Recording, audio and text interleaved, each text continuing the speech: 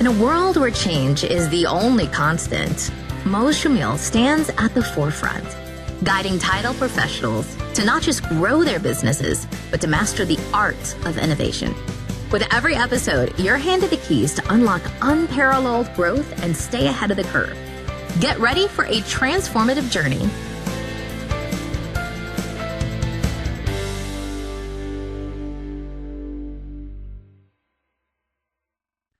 Hello, everyone, and welcome to another episode of the Title Agents Podcast. I am your host, Choumil, CEO of Alltech National Title. Today, we're joined by real estate industry veteran Mike Mahon to dive into the latest on NAR class action lawsuit and explore its potential impact on title agents. Stay tuned for insights that could reshape the way we all do business. Welcome, Mike. Thank you, Mo. Excited to be here today. Well, we always start off, but I'm very glad to have you on the show. We have a lot of knowledge, a lot of wisdom to share with the audience in regards to the latest in NAR. Can you just give us like a little bio on yourself and your story? No, absolutely. Thank you, Mo. I've had the good fortune of being in the real estate industry for a little over 30 years and have literally led some of the largest, brokerage organizations in the United States, as well as have owned, a number of different title operations, mortgage operations in building, together what has been, the network that I've operated within and, had a lot of fun doing it. That's fantastic. How big was your largest real estate team that you ran? The largest group that we had was a little over 3,000. Associates and employees, and we were busy. A lot of things going on, and that was also right in the middle of COVID, so we had a little drama going on as to how we were going to pilot our way through, and but it's one of those sayings, Mo, that I've always referred to in my career. Out of chaos comes opportunity. You just gotta go out and find it. Yeah, well, welcome again. You and I met up about a year and a half ago, and you're helping us with driving revenue and sales. And so you consult with a company, and it's a great ride so far, the last 18 months. And what's impressed me about you, like just your background, you're we wanted somebody from the real estate brokerage side, like an expert, and literally everything that happened, you called, like all from the verdicts of the NAR case to all that dynamic shifts, like in how different brokerages positioning themselves to kind of take advantage of what the real estate industry is heading. And I just you really were right spot on. That's why I thought of you first. I want to shed some lights on about NAR, and for those that do not know what it's about, kind of just can you give our listeners an overview of the NAR class action lawsuit? Sure. As you said, Mo, I mean, that's, kind of what I've become known as is, I'm known for, being a growth leader, and also cultural leader. And, from that and my experience and everything has led to, we have, our own company, Titan Business Advisors, and we advise, a number of different businesses, not only in the real estate area, but, other manufacturing businesses and things along this line. But the particular specialty is in the real estate industry, to where, we're working, with you and your team, other mortgage companies, other brokerages. And, as this whole thing has come about with NAR, it's something that we've been referring to, it's been a pot boiling, because it's not just the class action lawsuits that have really developed the issue around NAR. It was, equally NAR's, kind of lost identity as to who they are within the real estate industry. And, there's been an ongoing battle between brokerages and the NAR as it relates to MLS data, and things along this line. And, when you're a real estate broker, and a real estate agent, you were pretty much reliant 100% on MLS to be able to get your product out and your service out. So that was the big stick that NAR held over everybody's head. Now, with the class action lawsuits that have come out, whether, regardless of which side you're on, the facts are the lawsuit, came out against real estate brokerages and the NAR. And it had everything to do with compensation and the fact that, throughout the decades of how real estate has progressed, it has become what was once that, anybody that was involved, this is going back into the 1970s, anybody that was involved in a real estate transaction, both parties represented the seller. And that's where the seller was put in responsibility. If they paid, it's how the conduit was in terms of how the real estate agents got paid in the transaction. So as everything's progressed, and then you had the separation of the powers between selling, representing listings, and representing buyers, and that being separate fiduciary responsibilities, everything was still left for the seller's responsibility to pay the real estate agents.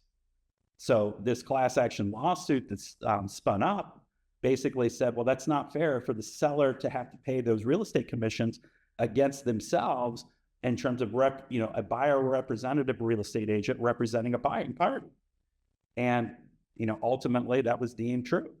And it's only in the residential real estate arena that that's really been the case of the seller paying those commissions. If you get out into the other side of the equation in terms of commercial real estate, or one of the other facets that we represent is buying and selling businesses and dealing with business brokers, the buyer pays their representative, the seller pays their representative.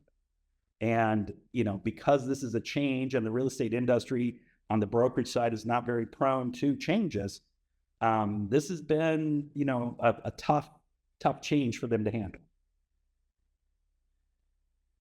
Can you, for the audience that that might have heard of NAR lawsuit but have no idea what's that all about, can you give us a little kind of background? What happened in the lawsuit? Who sued who? And obviously the verdict. So there was an attorney that was involved. His name's Michael Ketchmer, who was the attorney for a case known as the Morrell case. And this was based in the Missouri market.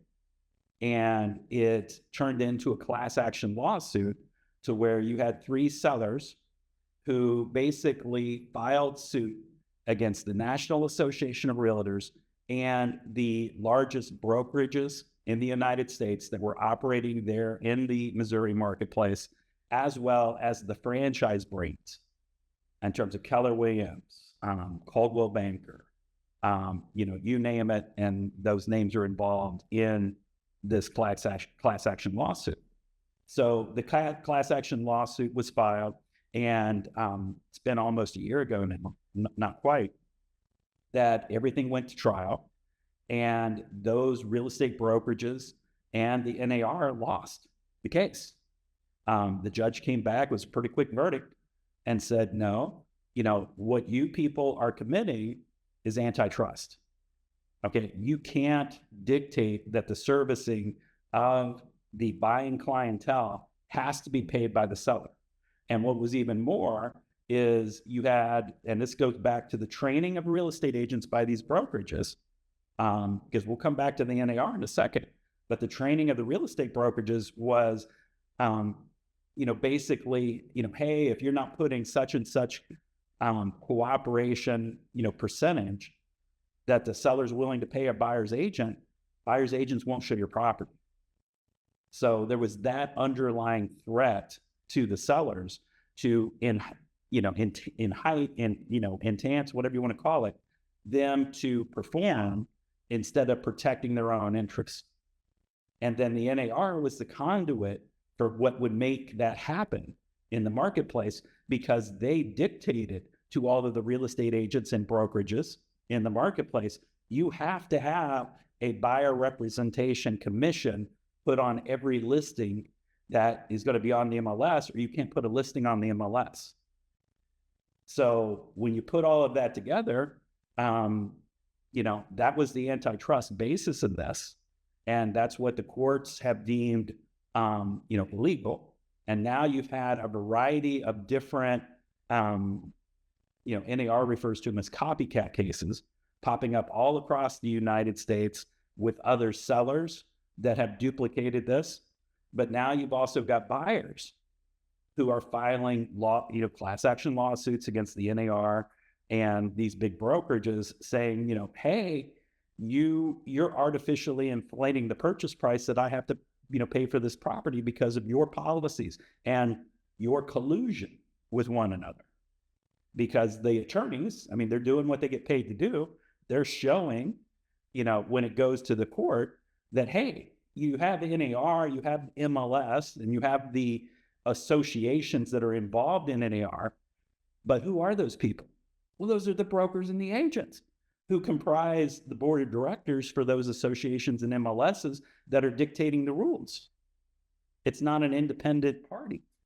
So that's where the collusion, it's hard for the NAR and these big brokerages to really defend themselves when it's their own participants who are in there making the rules and dictating what these, regulations are. What's the latest on, as you call them, copycat lawsuits from sellers and buyers? Do you know anything about those? Or?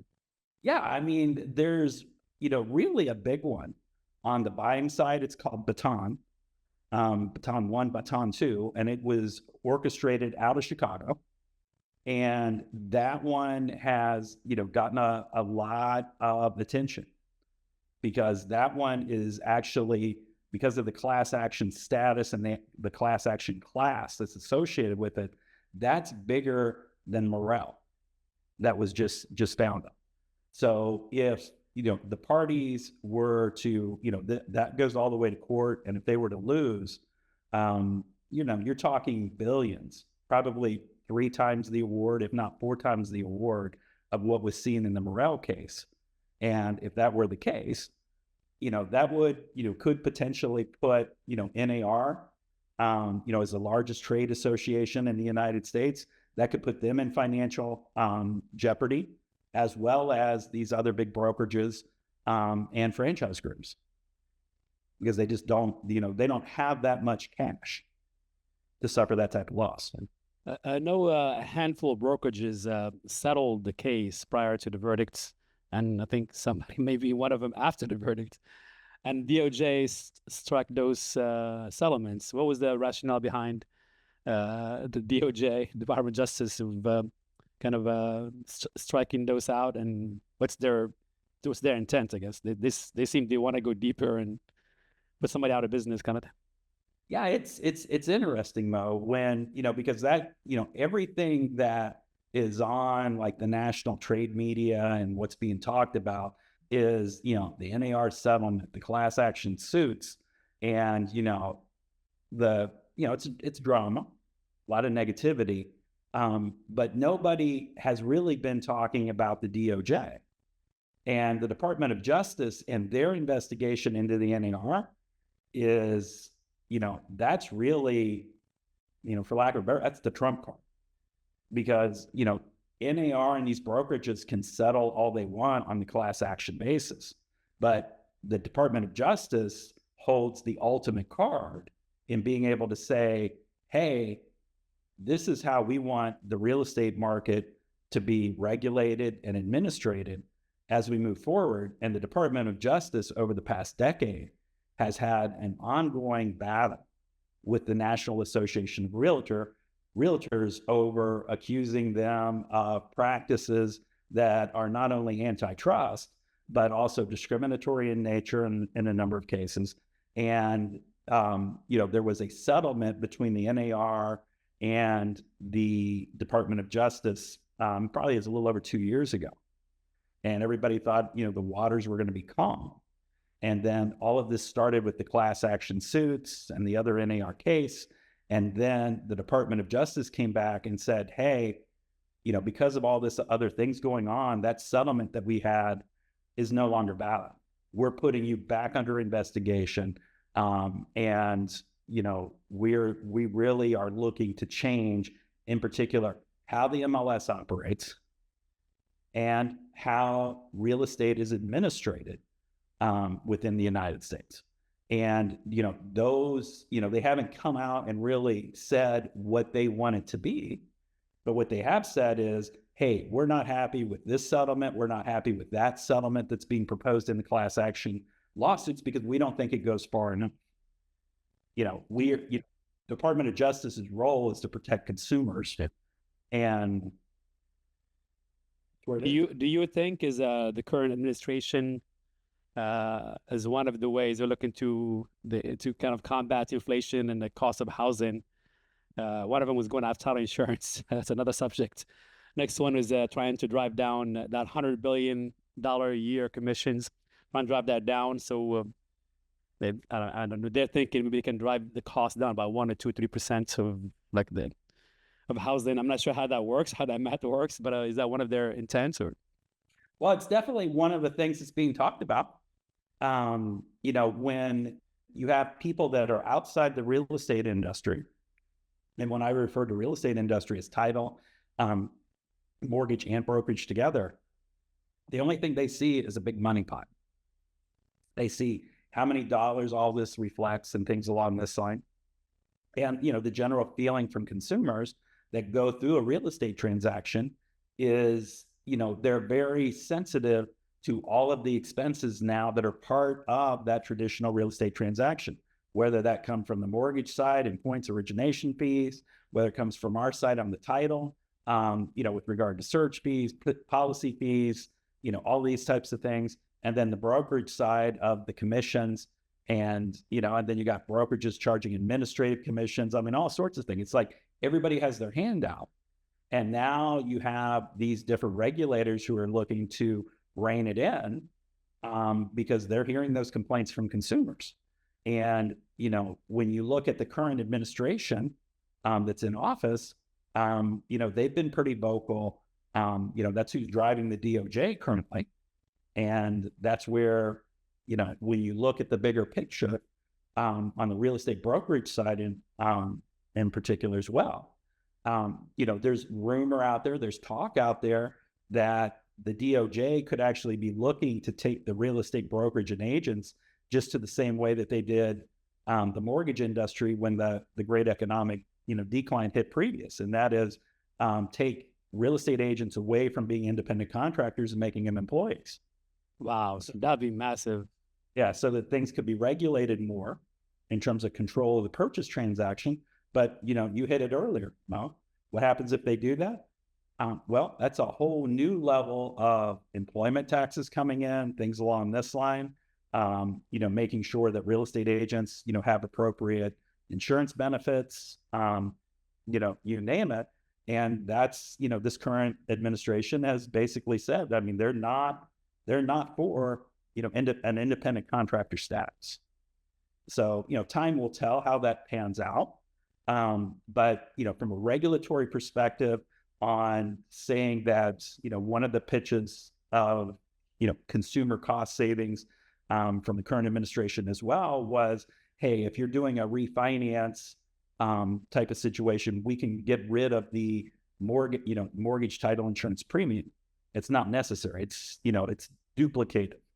And, my personal thoughts on that are, you do that, now you're going back to the wild, wild west. And I mean, we in the title business, I mean, we've seen so much fraud popping up with AI and all of this type of stuff that's going on in the marketplace. If they get rid of those, predicated searches and policies and things along this line, I think that would do way more damage to consumers than, having to pay that mortgage title insurance premium. One of the key focuses of the lawsuit is buyer's agent's commission. How could changes to how commissions are handled impact real estate agents, brokers, and title agents, if any? Well, on the brokerage side first, you got to understand that, yes, it's going to affect the individual agents, which also affects going upstream to the brokerage. Most of the real estate brokerages, and this is a real trend, fact that's out there through all their analysis. Most real estate brokerages do good to operate on a 2 to 3% net profit margin. That's all real estate brokerages in the United States. Wow, that low. Yeah, I mean, it's that skinny of a margin. So now in the, with the NAR settlement and that change of process, Now you're looking at sellers because they can't put it on the MLS anymore. That was the settlement, is you can't have any form of offer of buyer compensation being marketed on the MLS or pretty much anywhere. So, buyers who are being represented by real estate agents, the real estate agent has to go ahead and negotiate and put that buyer into a buyer representation agreement before they ever go out and look at a home. Sounds good, sounds simple, okay? But then they go out and find the home. And they may have agreed in the buyer representation agreement to pay their buyer representative, whatever X percentage is. But then when they find the home and the seller is only willing to pay Y percentage to a buyer representative, and that Y is less than X, now the buyer's representative is in a quandary. Because are you really going to keep that buyer from buying the home only because you're getting compensated at Y? And the buyer can't afford to make up that difference because it would cut into their down payment. So, left with getting nothing versus something, most agents are, conforming to, and they pretty much have to, because it's their fiduciary responsibility to represent the buyer's best interest, not necessarily what their own compensation interests are in terms of being the agent.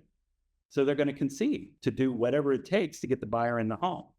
So that's where, you look at the, the pundits out there with all of the different research firms and everything. The anticipation is that this is going to drive the buyer side of the commissions down. It's no longer going to be split evenly between list agent and buying agent, and that the buy side of the transaction will probably decline over the course of these next few months. And I can tell you, we represent a lot of clients and we're already seeing it, that you're seeing a decrease in that buyer side commission of 20 to 30%. So now let's take it back to our side on the title side. Okay. If the individual agents are seeing a 20 to 30% decrease in their gross revenues coming in terms of commissions, that means above them, people who are responsible for them, the brokerages, are seeing that same level of decline, 20 to 30%. Okay. I just shared most brokerages are running at a 2 to 3% profit margin. Okay. It's not looking good. Yeah, it's not sustainable. So you're talking a lot of brokerages over the course of this, what we're looking at is probably, 12, 24 months. You're looking at a number of these brokerages that are going to be forced to do mergers to try to cut back expenses and, get a little bit more margin in the equation. You'll have a lot of them who are just going to look into close the doors. And, there's just, you can't make a profit. There's no point in the sad part is we have conversations with agents all the time, and it's amazing how like the bottom tier, bottom half, they're like in denial. They really think nothing's gonna change. It's gonna end up being a seller concession. And then there are the top teams who talk to as well, who are very proactive. Some of the guys you and I talked to like back in December, January, February, they were so ahead of the curve and training their clients, having those buyer agreements signed, and they're creating training videos. They were so ahead of it instead of kind of fighting the tidal wave is coming. But it's here. It's not even coming. It's here. No, it is. And, on the title side, it changes how we need to focus, on who our clients are in terms of the real estate agents and brokerages. Because, if you've got brokerages that are looking at that level of consolidation and, having their resources tax that much to support the agents, they've all are looking, to their affiliates, mortgage, title. Well, hey, can you sponsor this for us? Hey, can you do that for us? But at the end of the day, at the brokerage level, the brokers have very little control over the agents in terms of supporting, what could be a title relationship or mortgage relationship. And is that relationship the best thing for the client? So there's a lot to that. And equally for, title agents, they got to also understand that with everything that's going on, just because somebody's affiliated with a particular brokerage and that brokerage is doing a good bit of business and things along this line, doesn't mean that individual is productive. And, you see, brokerages wanting title, mortgage to come in, do lunch and learns and things along this line, or utilize other resources in terms of supporting the relationship. Well, you really got to look at what do you support, and pay attention to the production of what's going on, in terms of whether that can potentially lead to a successful business relationship for everybody. Because the NAR statistics going into last year was over 53% of the National Associations of Realtors membership, that's the individual agents, did less than one transaction over the course of the year. And most of them did zero. So if your audience, in a particular, sales call that you're making as a title representative, if your audience is 50% of them aren't doing any business, is that an efficient use of your own time and resources? And, it's changing the game, because the agents who are out there producing, they want assistance, they want coaching, they want, to be part of, panel discussions. And that's what's really prompting a lot of growth out there, to where you see these teams, just as you referred, Mo. Teams are just growing and growing and growing, and they've actually become their own concept, to where you hear the term expansion teams, to where you have a team that's doing very well in one market, and they see, well, hey, I'm getting business from this other market, or this other market, is a higher sales price than the market I'm in, and I'd like to increase my sales price. So I go and hire a couple of agents in that marketplace and have my team in both markets in terms of generating, because I've got a great lead system and, support system. We're seeing that time and time again. And now the brokerage models that are adopting that philosophy, you're just seeing them flourish. The, EXPs of the world, Epics of the world, are just really expanding greater and a greater pace than the traditional brokerages. So we'll keep focusing on brokerages. I know, I think from our conversations in the past, I think CoStar was one of the biggest drivers of that lawsuit, because it seems like they're the biggest winner, and with their homes.com. And can you expand more on that, and why are they the biggest winner versus Zillow? Sure. With CoStar, CoStar is a big company. Commercial. They used to focus on commercial listings. Now they came very hard and strong to residential. Yeah. They, CoStar, to, get everybody acquainted, they were, just as Mo said, they were the largest commercial portal in the United States for, buying, selling, commercial properties. But then also in the business world, they own Biz Buy Sell, which is the largest portal for supporting the listing and sales of businesses. And on the residential real estate side, they acquired Homes.com. And Homes.com was a regional, portal that they have really restructured, invested a lot of money with the whole intent of competing against Zillow and Realtor.com. And what makes them unique is, their philosophy is, to the real estate community, your listing, your lead.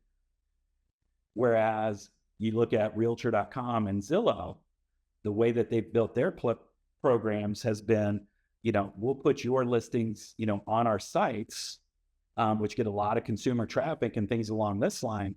But we're taking the leads that are generated off of your listings and repackaging them and reselling them to other agents as a revenue source for Realtor.com and Zillow. And then Zillow has taken that even one step further and taken that to where they take those leads and they charge, somewhat of a membership interest to be part of the Zillow team. But then they're also charging those agents referral fees back, because, the majority of the leads are buyer leads who are buying the properties. So, that became a huge thing for Zillow in terms of that philosophy. Zillow became a brokerage in a number of markets so that they could generate and provide those referral fees. Well, now with everything that we covered before, and this is why Zillow's stock is being affected and everything else, is because of that reliance on the buyer side commissions. And now we know buyer side commissions are likely to drop 20 to 30%. there's a huge chunk of revenue out of Zillow. So you're saying I should short Zillow? That's probably a good bet. We're not giving financial advice, but that could be a good bet. But the other piece of this, Mo, goes back to what we were saying about the NAR and the MLS. So one of the big frustrations in the brokerage world is you have all of these MLSs, way too many MLSs, who've been out there because they're all regional, they're all protecting their turf, they're added cost for real estate agents and brokerages. Okay. Now, if none of those MLSs can provide compensation, because that was the big value proposition of the MLS, is providing protections because of the code of ethics and everything of the NAR. If the property's listed, you will get compensated on that. Okay, now they can't get into the compensation part. So the big question, what's the value of the MLS? If you've lost that, what makes the MLS any different than Zillow, CoStar, in terms of homes.com or realtor.com? It's just another, fancy portal.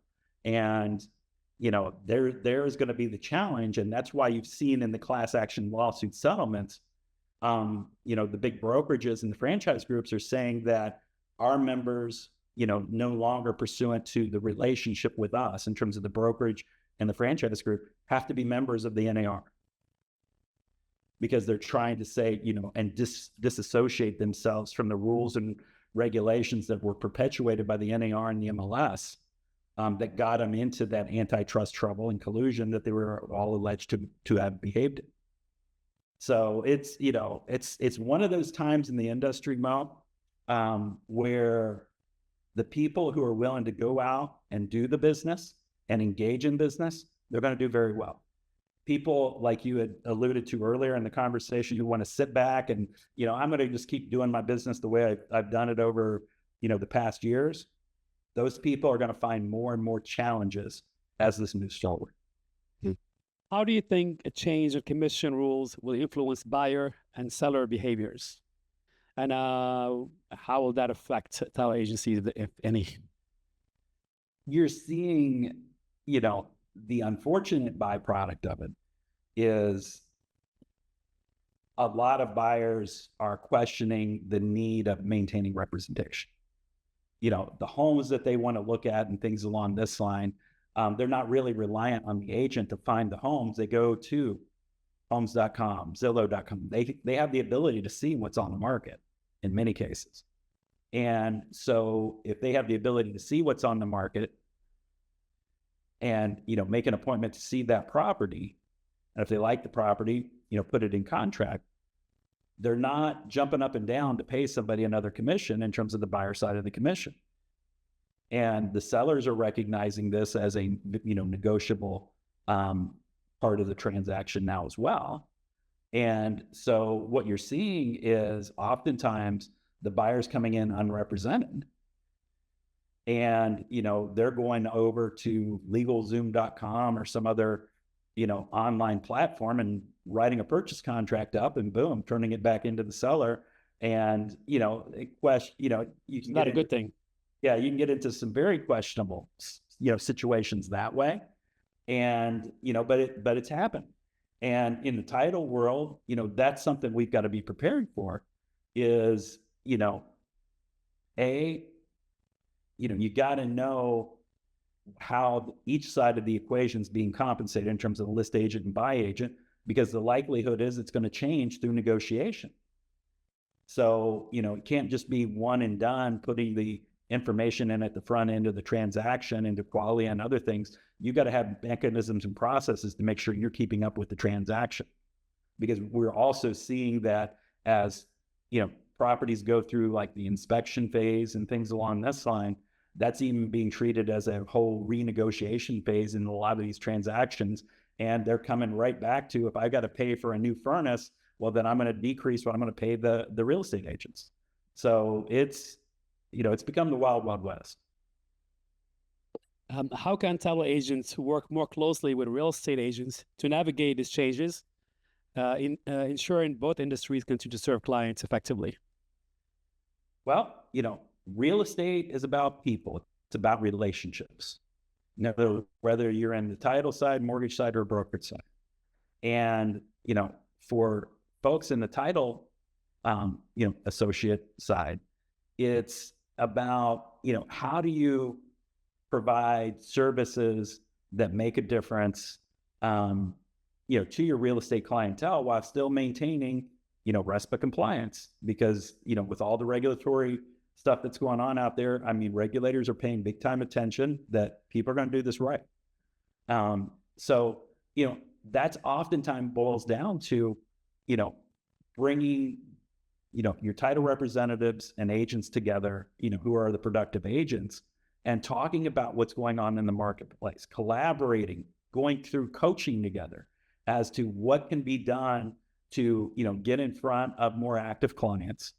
And then once we're in front of, active clients, how do we scale that in terms of producing other opportunities and make sure that that client appreciates everything that goes on in the real estate transaction, then to drive more referrals type of situation. The best title companies in the United States, Mo, are seeing what's working in certain markets because, they represent a network of title representatives, and working with their title, associates, their affiliated network, of talking through and then taking those opportunities that they're seeing working in other markets and expanding those out to opportunities that become, utilized and leveraged in the other markets, so that everybody's sharing and winning together. Those are where you're seeing the real winners. What do you think the real estate and title industries will look like if significant changes arise from this lawsuit? I think obviously, are there the glass half full? Always, are there any opportunities that title agents should capitalize on? From the title, agent perspective, I think you're going to see more and more, just leveraging of technology, of, paying attention to who you can, assist and support in the best, fashion, utilizing technology, in terms of watching and seeing what's going on in the marketplace you represent. And, being focused on those agents who are productive into what you can do to make a difference for them. Those agents that are title agents that are proactive in doing that will be extremely successful. The ones who think that, bringing in a box of cookies or whatever into a brokerage office, not so much. But, so I think what you're going to see is, I think you're going to see expansion in the title agency group, with people, and, and I put you right there, with these type of people, Mo, that are more entrepreneurial, who are looking to go out, get engaged, and make a difference with that level of clientele. And I think, you'll see some regional title agency expansion. I think the underwriters are going to keep doing what they do, type of thing. So there's not going to be much change there, type of thing. But on the brokerage side of the business, I think you're going to see, in terms of those customers to the title agencies, you're going to see a lot of difference. That, you're going to see services more predicated down below the brokerage level directly to agents and teams of, what can we do to support you and things along this line. Because one thing that's happened throughout this, and this has been, the past few years, is most of the, agents are out there wanting to make sure that they're protecting their own interests. And, most of the brokerages that are out there, they're afraid of their own agents because of that skinny margin, that they don't want to lose anybody. So, I think you're going to see a lot of consolidation in the brokerage world. And, I think you're going to see a pretty mass exodus of agents, to the tune of, if we were to look out over the next couple of years, I think you could lose, 400, 500,000. This is real estate agents. Mm-hmm. Yep. How the customs are very different from state to state and sometimes county to county, and who drives the closing, the seller or buyer. With sellers being more in control, do you think in buyer-driven markets, the sellers may take that control over, or is it still going to be the dynamics? Yeah, I think, in markets where the buyer has been predicating, title and things along that nature, I think you're going to, likely see that wane away to where, sellers, are going to take control. Now, that being said, there's a wild card to that whole philosophy. And that is the mortgage companies that are out there. When mortgage companies are providing the funding to close a transaction and things along this line, they have a vested interest in making sure how that transaction is closed, making sure that their money is protected in terms of the mortgage and things along this line. So I think, there's still going to be that battle in the marketplace over the next few years, in terms of buyers being able to control. But, if the buyers were to win that control more so than the sellers, it's going to be because the mortgage companies are weighing in on their side, but it's still not the buyers choosing title direction. It'll be the mortgage company. Right. As a veteran in the real estate space, what key lessons have you learned that title agents should keep in mind as the industry faces this potentially monumental change? I think it's that, you've got to listen to learn, not listen to react. Listen to learn. Love it. That is probably the biggest thing, is a lot of people, enter into new relationships, or they're servicing, their current clientele, and, they listen to react as to something is said, well, I can do this, I can do that, as opposed to listening to learn.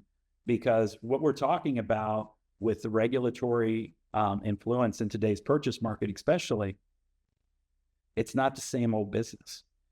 There's tons of changes that are occurring, and you've got to be able to listen to learn as to what are the pain points or what are the opportunity points that potential customer is looking to take advantage of, or have you support them with.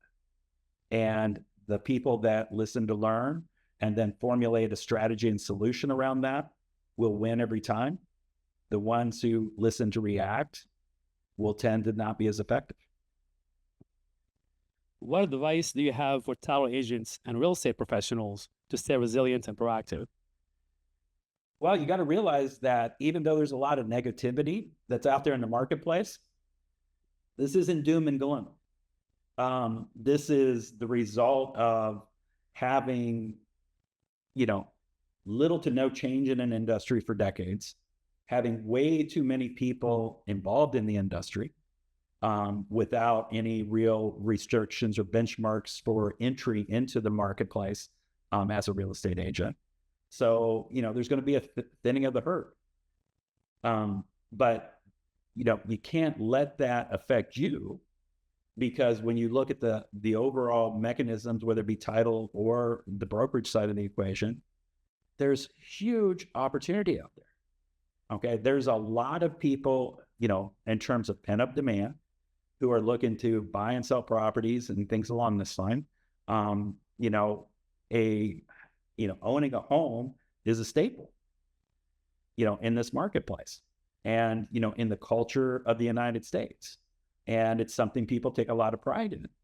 And so, a lot of these markets, even though there's been talk of them being down and things along this line, if you were to really look at a schematic, 10-year or the past 10 years, the market has only maybe changed 2 or 3 points in a lot of markets. It's still there. But the people who are in the market representing those consumers has changed dramatically. So it's there, if you want to go get it.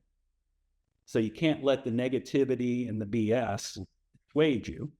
And, what you got to be focused on is you, in terms of the value you provide to the client, and then being willing to go out there and make it happen, and definitely learning new processes and things along this line on leveraging technology to get your consistency and reach out in the marketplace. I just forgot to address one of the shifts that are underlying shifts. Maybe I'm pretty confident most people in our audience are not paying attention to, which is like it's almost a third of transactions that go in off market, like in the last year or a couple of years. Can you just to talk a little bit about that and what the dynamics pushing that, and what's the future of off market property listings or property closings? Yeah, it's a big That's a big number. It's like yeah, 1.2 million. It's almost, in a lot of markets, Mo, it's almost a third of the market is occurring off market. And it's being done through these. What does that mean exactly for those that may not understand what off market mean? So off market is reference to it's not listed by a real estate agent. It's not, out there in terms of the numbers that are being recorded by the local multiple listing service or the local real estate groups.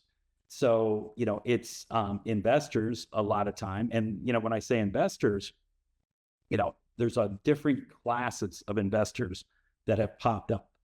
And, this all started back in, again, almost 10 years ago to the economic decline of Fannie Mae, Freddie Mac, and all that, when, big hedge funds got into the residential real estate business on buying the portfolios of, Fannie Mae in particular, and, taking back those properties through foreclosure in terms of capitalizing, on all of these different portfolios. And then, keeping those homes and renting them out. Wasn't really done that much by, Wall Street prior to that single occurrence. That's very lucrative. All those properties probably triple in value. Yep. Last 10 years. Well, and there it is. They learned really quick, Mo, that it wasn't only, could they make some money, in charging rents and things along this line, but when you had properties, in a particular community, let's break it down to a subdivision. If you've got particular properties that you own within a subdivision, that, it's a 100-unit subdivision and you control 10, 12 properties, well, now you control 10 or 12% of the property values in that marketplace. So, if you keep, manipulating the marketplace, you're protecting your investment. You're raising purchase prices of properties. And when you look at, I hear a lot all the time of, well, interest rates are going to come down. It's going to drive the market, even that much higher. The market's going to boom and things along this line. And I'm not sold on that. Okay. If interest rates continue to come down, that's great. You'll get a few more people in the marketplace, a few more buyers and things along this line. But those buyers, they're competing against these guys. This whole big investment class that's almost a third of the marketplace who has cash. And, it's a tough way to go, because you've got the big hedge fund investors that are buying up residential real estate properties. You have, the mom and pop investors who are doing that as well. But now you've got this whole other class that has become developed called wholesalers, who are inserting themselves in, offering, cash deals to, home sellers to buy their home, but they're looking at taking the purchase contracts, packaging them up, and then trying to sell the purchase contract to other investors and tying up the property over the course of a 30 to 60 years. Well, adding no value. Yep, exactly. But, you combine all of that together in terms of that activity, and now, that's roughly a third of the market, like I said, in many markets. So that's what your real estate agents are competing against. That is what, your home sellers are hearing. They go ahead and let's say they put their home up as a for sale by owner on Zillow. I just had a friend do this in another market. And within the first day, he was contacted by, I want to say it was about 15 or 16 wholesalers who wanted to buy his property. And I get those calls on a weekly basis, Mike, on my cell phone. I don't know how to get my cell phone number. well, I want to sell. and there it is, Mo. They're actually going out and soliciting and prospecting, whereas then you have the traditional real estate agents over here. They don't want to do that. So these wholesalers have stepped in, making those contacts, and they're getting more and more business because real estate agents aren't willing to prospect. So, from the title company side, we've got to be able to service the market. So, even though dealing with wholesalers it can be challenging, with the changes of the purchase contract through negotiation and things along this line, it's still a big segment of the market that's out there that, you have to pay attention to. Let's tap into your expertise in the real estate space. So last year was probably one of the worst years in real estate. Out of that 4 million transactions resale last year. I don't know what the numbers are this year. So can you just give us a little kind of how bad last year was, and what do you see coming, and like in the forecast as far as like the home resales? And we all know new build are doing very great. Builders are doing awesome, but we're more interested like in the resale. I think, inflation's definitely an effect that is the wild card to the housing industry, right? As to, can we get some looseness regardless of who wins this election coming up in November? Is inflation really going to start to have some correction? Because to your point, Mo, we had some, on the title side and brokerage side, we came through the pandemic. Surprisingly enough, there was a big peak of business there through the pandemic that was had by a lot of folks. But then there was a massive crash in 2022. And then 2023 went down even further. Really, when you look at the national scale and things along this line, you've also got to pay attention to what the real numbers are telling you, because we discovered a big fact that's not reported a lot of times. A lot of times, you'll have media and things report what's going on in a local community based upon what they're getting from the real estate association of that community, not looking at the overall marketplace when you consider the investors that are also in the marketplace. And so, what the anticipation is, this year's pretty flat, quite frankly, to what it was last year. So it's still fairly similar to last year. Yeah, still not great. The one nice highlight of this year's market is you are seeing more listings coming on the market. So inventory is slowly but surely increasing. You're seeing an inventory come back, which is providing buyers with more choices and things along this line. And, you're seeing those sellers, they want to take advantage of the appreciation of how their property is appreciated. In some markets, you've seen properties appreciate, even though the overall sales volumes have been down. The properties are still appreciated 20, 30, 40% in a lot of marketplaces. So you've got, in particular, some empty nesters that are concerned, could this be the height of the marketplace and the property values are going to start to go down? And that's what's really driving some of this inventory to increase. But it's also, you're seeing an increase in some foreclosures coming back on the market. That's the effect of employment and inflation. So, what's the anticipation going into next year? I actually think it's going to be better. I mean, I think you are going to see interest rates start to come down because that's been a bad policy.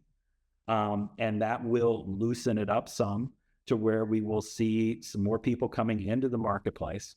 Do I think it's going to be up, double digits, 10% in terms of overall closed volume and things along this line? No. I mean, I think you'll probably see maybe in the neighborhood of a 3 to 4% range increase.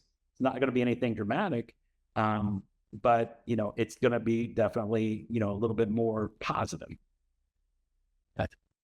As we're coming to a close here, do you have a favorite quote? I gave you one of them. Listen to learn. Listen to learn. Listen to learn. With that. Yeah, that's probably the best one. But it's really understanding that no matter what's going on in the marketplace, it's people make a difference. And, as long as you're working with treating people the way you want to be treated, you're always going to win. Because if you're willing, it comes back to that go-giver mentality. You give to others of your time, your resources to help them make a difference, it'll eventually come back to you. Awesome. The last question is, do you have a favorite book or maybe a most recent book you read that you want to share with us? My probably biggest favorite book is Go-Giver. That was one that, I really identified with. It's been my philosophy in business of, all the different businesses I've been involved in. So that's probably the favorite book. And, in terms of reading a book here as of late, I've been listening to podcasts more. Just because you've been listening to my podcast. That's it. I listen to you all the time, and love some of the guests you've had on here, and honored that you asked me to be on here today with you. Because I think, as I said, Mo, everything that you've got going on with Alltech National Title is about making a difference, not only for the customer, But what I really admire about how you've structured your business is it's about making a difference for the people who are part of that Alltech national team. And you don't see that with a lot of leaders. Well, I can't thank you enough. That was tons of nuggets and wisdom you share with us.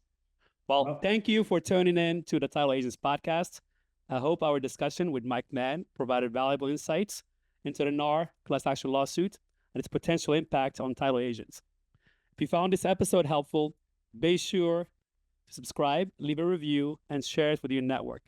Stay tuned for more expert interviews and industry updates. Until next time, keep adapting, stay informed, and continue thriving in the title industry. Thank you, Mike. Thank you, Mo. In a world where change is the only constant, Choumil stands at the forefront, guiding title professionals to not just grow their businesses, but to master the art of innovation. With every episode, you're handed the keys to unlock unparalleled growth and stay ahead of the curve. Get ready for a transformative journey